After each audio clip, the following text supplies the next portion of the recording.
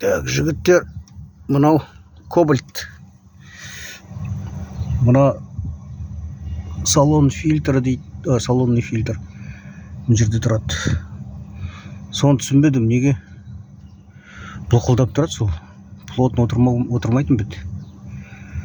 Сосын менің проблемам ол емес, менің проблемам мына тұрған сервер дейді.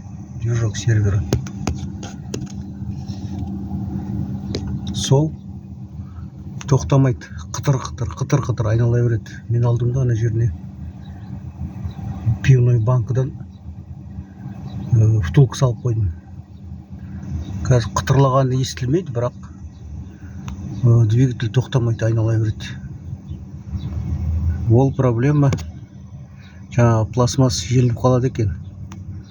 Двигатель жаңағы күшпен тоқтамаса, өзі тоқтамайды екен. Ток күшпен тірелген кезде ток көбейеді, двигатель айырылу керек.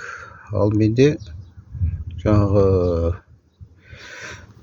неге заслонка келеді, закрытияға. Бірақ двигатель айнала береді, қытырлап жаңағы тоқтамай тырсылдай берді. Қытыр пластмассты айналдырып жей берген ғой.